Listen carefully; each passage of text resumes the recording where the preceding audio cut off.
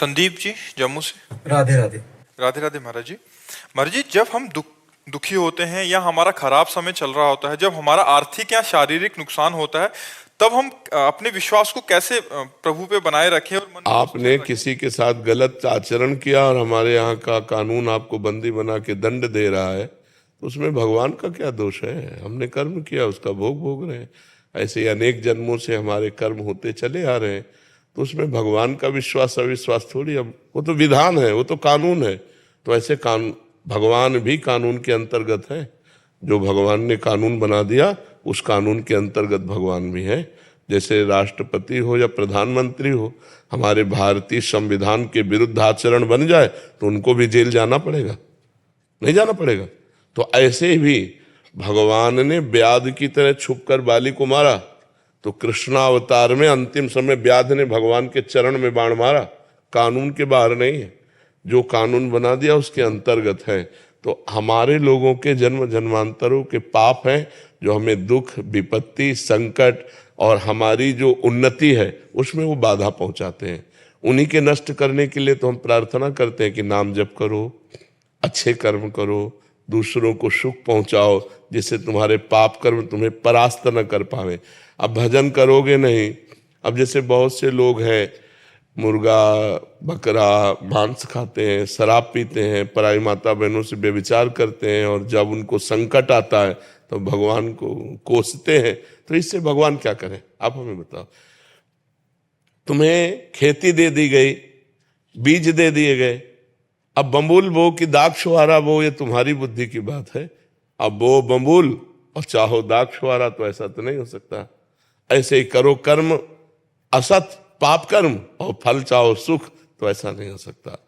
अच्छे कर्म का फल अच्छा होता है, बुरे कर्म का फल बुरा होता है। वो बुरा कई रूप धारण कर लेता है, कभी अपमान रूप धारण कर लेता है, कभी असफलता रूप धारण कर लेता है, कभी विपत्ति रूप धारण कर लेता है, कभी विनाश रूप भी धारण कर लेता है। उसी से बचने के लिए हम कहते हैं नाम जप करो, भगवान की आराधना करो।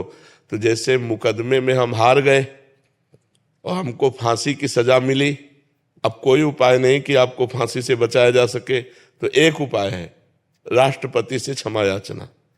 तो ऐसे हमारे भगवान हैं।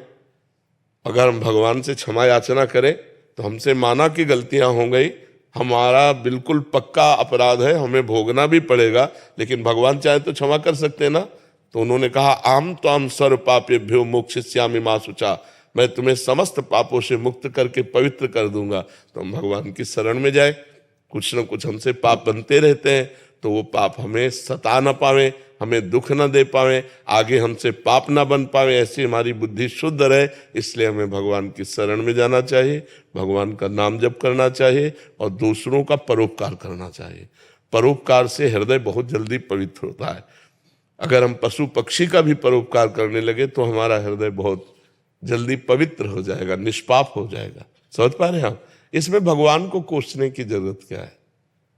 भगवान का आपसे कोई दुश्मनी है क्या? बस ऐसे एक ना बीच में थोड़ा सा वो नहीं, तो आप अपने को कोसिए, भगवान को क्यों कोसते हैं? आप अपने को कोसेंगे तो अच्छे बन जाएंगे कि यार मेरे से कोई गलती हो गई है, अभी नहीं सही तो पूर्व जन्म में कोई न कोई पाप बना है जिसका दंड मुझे भोगना पड़ रहा है, चलो भोग लेते हैं, आगे तो गलती नहीं करेंगे। तो एक आत्मबल मिलेगा। आप पवित्र और भगवान को कोसोगे तो भगवान को आप कुछ भी करो तो भगवान तक पहुंच पाएगा क्या? वो तो बहुत महान है, बहुत महान। देखो पूरे अनंत ब्रह्मांडों का सृजन करके सबके अंदर खेल रहा है। वो चींटी के अंदर भी आराम से सो रहा है और समस्त ब्रह्मांडों को अपने एक रोमकूप में रखता है।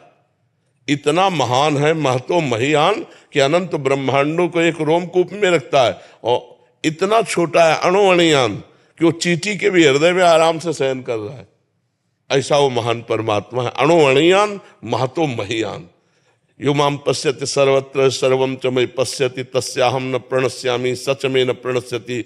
जो सर्वत्र श्री भगवान को देखता है, सबको श्री भगवान में देखता है, वही वास्तविक देखता है। सर्वत्र भगवान सबके हृदय में, और सब भगवान के हृदय में वास करते हैं।